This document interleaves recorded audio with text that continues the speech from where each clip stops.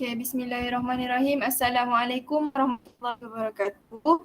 Hari ini kumpulan kami akan membentangkan tugasan bagi kerja kursus PMK 3043 pengajian akidah tentang salah satu ajaran sesat yang ada di Malaysia iaitu Nabi Palsu Kahar Ahmad. Pensyarah bagi kursus pengajian akidah ni ialah Ustaz Ahmad Tamizi bin Abu. Okey, ahli kumpulan saya terdiri daripada 2 orang. Pembentang satu saya sendiri iaitu Rabiatul Adawiyah binti Muhammad dan pembentang kedua iaitu Ummu Kistina binti Masyuhur.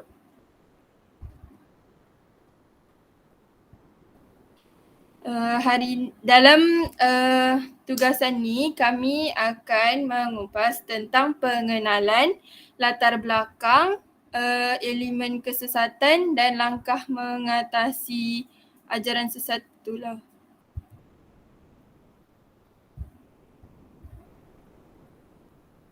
Okay, pertama sekali kita tengok dulu pengenalan. Apa tu ajaran sesat? Jadi ajaran sesat ni ialah ajaran atau amalan yang didakwa sebagai ajaran agama Islam sedangkan pada hakikatnya bercanggah dengan Al-Quran dan As-Sunnah. Ajaran atau amalan yang didakwa ni tak kisahlah ajaran tu kena bawa oleh orang Islam sendiri atau orang-orang yang bukan Islam lah.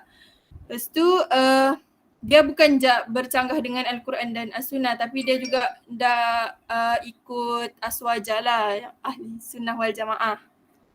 Okay. Okay. Apa sebab-sebab kemunculan ajaran sesat tu? Yang pertama, terdapat individu yang mempunyai kepentingan diri seperti untuk mendapatkan kedudukan, harta dan sebagainya. Macam ada terbaca tu kadang-kadang guru-guru agama ni dia orang macam berlumba-lumba lah mau kedudukan lagi tinggi. Jadi dia orang bila dia orang mau kedudukan yang tinggi tu, dia orang terpaksa macam cipta satu ajaran lain yang boleh menarik orang ramai supaya boleh ikut dia orang lah. Jadi macam pengikut dia orang makin ramai jadi kedudukan dia orang pun makin tinggi gitulah. So yang kedua sebab terdapat golongan yang ingin melemahkan ajaran Islam dengan memesongkan akidah orang Islam ni selalunya macam orang-orang yang bukan Islam lah yang buat.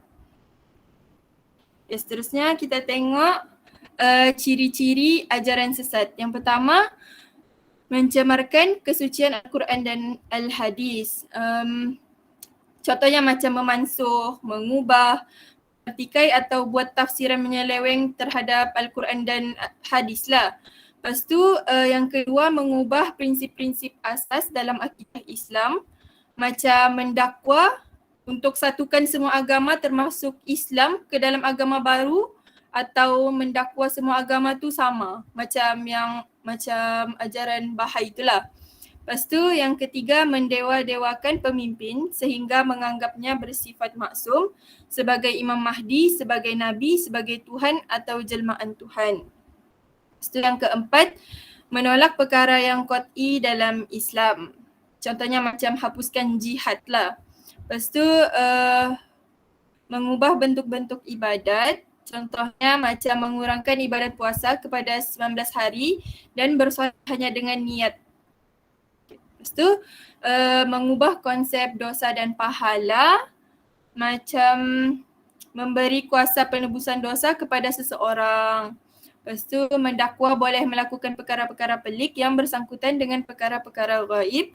Contohnya macam panggil roh orang mati termasuk roh para nabi, wali dan malaikat.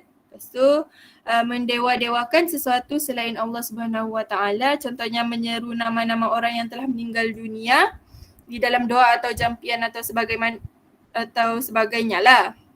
Lepas tu macam yang dukun dengan bomoh selalu buat. Lepas tu menolak hadis mutawatir atau hadis secara umum macam golongan anti hadis.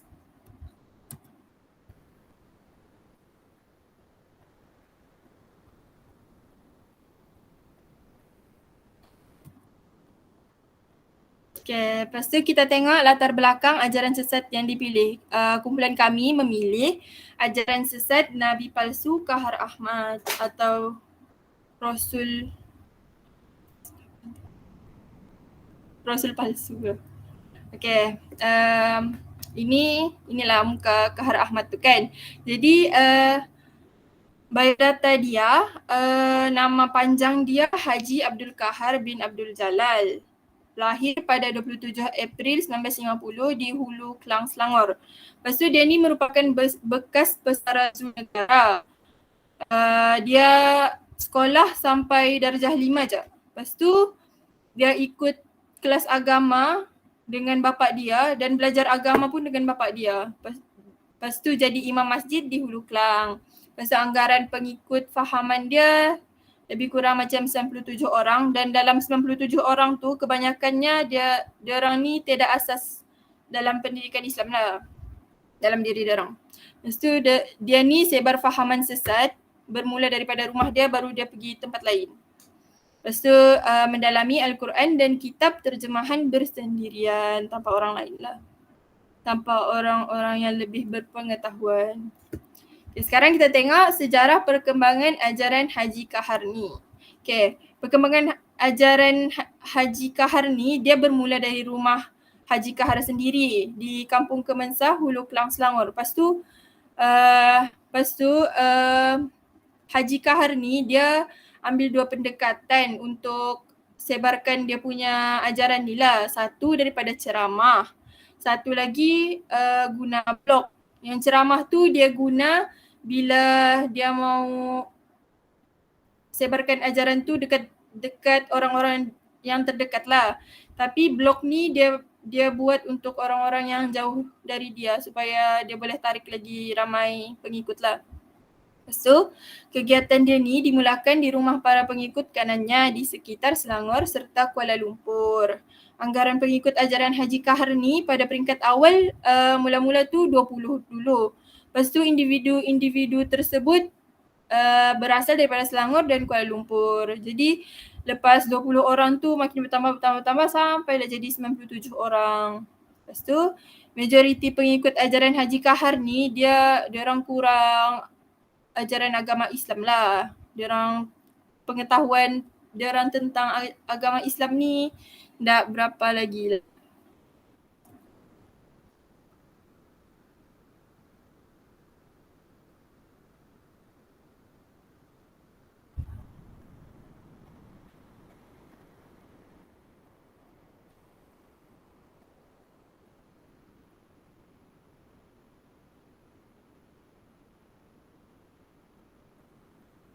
Okay. Lepas tu Haji Kahar ni telah mengadakan perhimpunan pada setiap hari Jumaat di rumah beliau. Beliau juga buat perbincangan tentang hal ehwal agama dan Al-Quran serta mengenepikan kepaduan solat Jumaat. Kiranya macam dia lebih pentingkan perbincangan tu, perhimpunan tu daripada solat Jumaat lah gitu. Okay, seterusnya saya serahkan kepada pembentang kedua iaitu Mukisina. Baik, bismillahirrahmanirrahim. Assalamualaikum warahmatullahi wabarakatuh.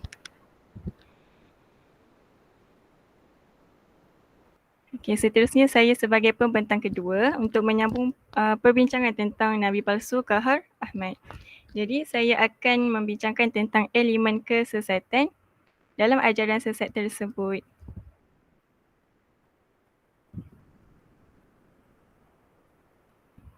Next. Okey. Antara elemen kesesatan yang ada dalam ajaran tersebut, yang pertama adalah mengaku sebagai utusan Allah dan mendakwa sebagai Rasul.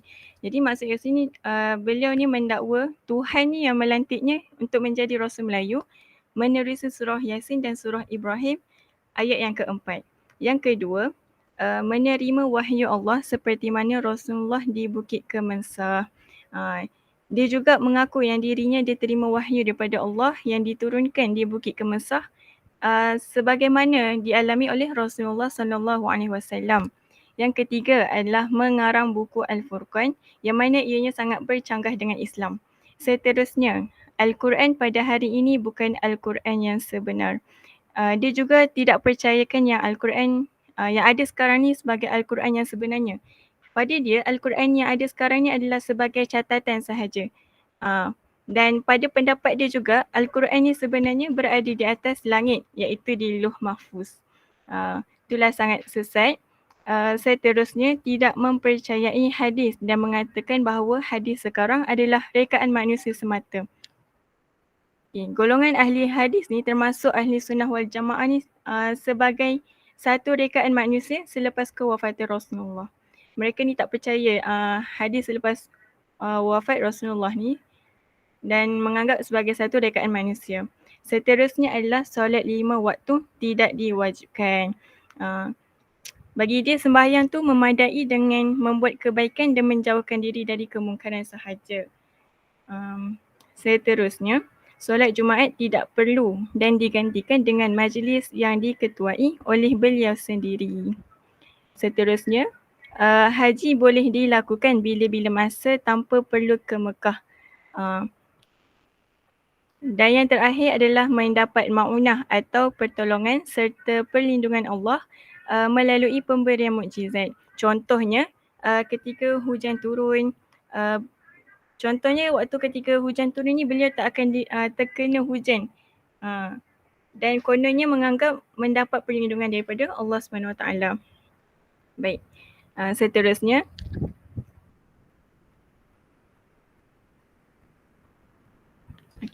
ini antara buku yang menjadi bahan rujukan ajaran sesat Qahar Ahmad. Yang pertama adalah Al-Quran dan yang kedua adalah satu buku yang sebagai berita pengingatan kepada umat jin dan manusia. Dan ini adalah antara rampasan yang diperoleh dalam serbuan ketika mana Jaiz telah menangkap ajaran sesat tersebut. Baik, seterusnya.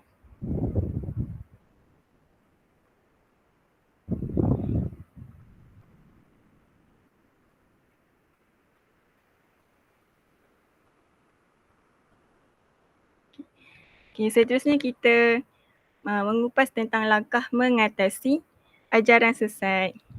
Yang pertama,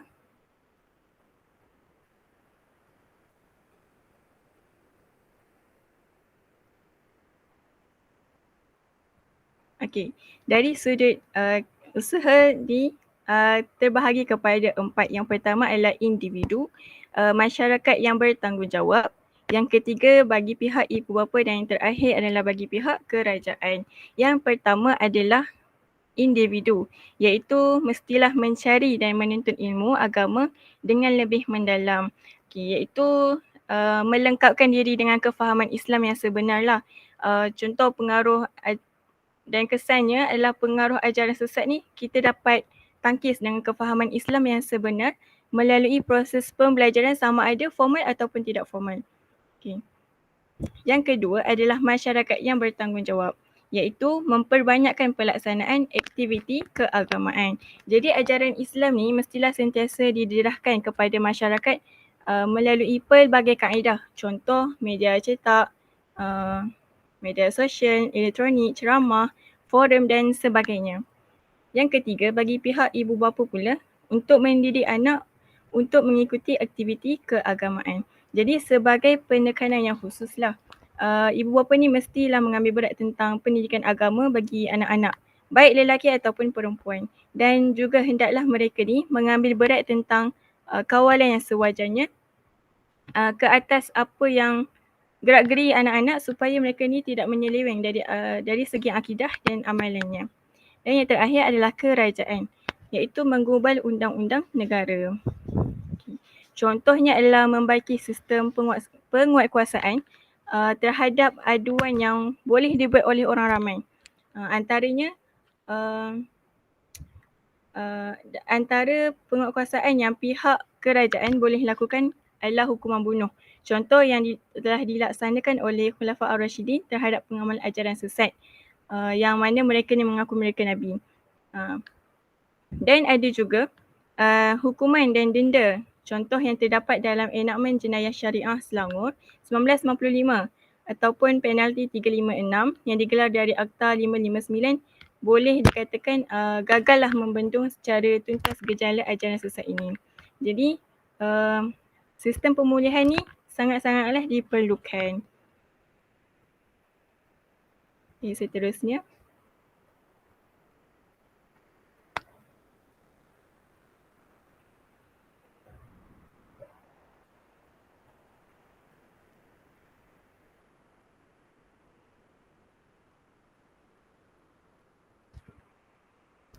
Atau next.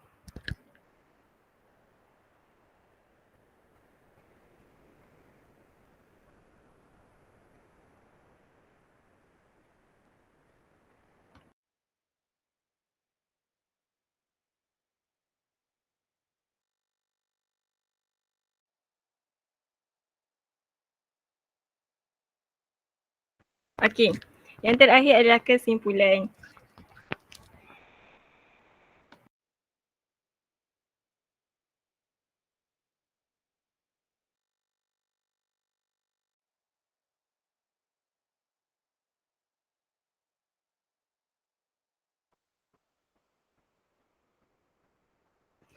Okay, antara kesimpulan yang kita dapati daripada ajaran sesat Rasul Kahar ini, yang pertama, fahaman Haji Kahar adalah bertentangan dengan ajaran Islam yang dibawa oleh Nabi Muhammad SAW dan sangatlah bertentangan daripada ahli sunnah wal jamaah. Yang kedua, kita sebagai umat Islam ni perlulah memantapkan akidah supaya tak mudah terjebak dalam jurang kesesatan. Dan yang terakhir adalah pihak berkuasa perlu mengetatkan undang-undang bagi membanteras masalah seperti ini daripada berleluasa. Jadi ajaran sesat ni merupakan salah satu penyelewengan sosial yang banyak diperkatakan masa sekarang ni. Walaupun tak nampak kesan yang kritikal, tapi ianya memberi impak yang sangat besar kepada masyarakat sebab berlaku penyelewengan akidah yang akan menyebabkan individu tu membuat tanggapan yang salah kepada ajaran agama Islam. Dan dalam pada itu juga pihak yang menyokong dan memberi ruang kepada individu untuk menyebarkan ajaran sesatnya. Sekian, terima kasih daripada kumpulan kami.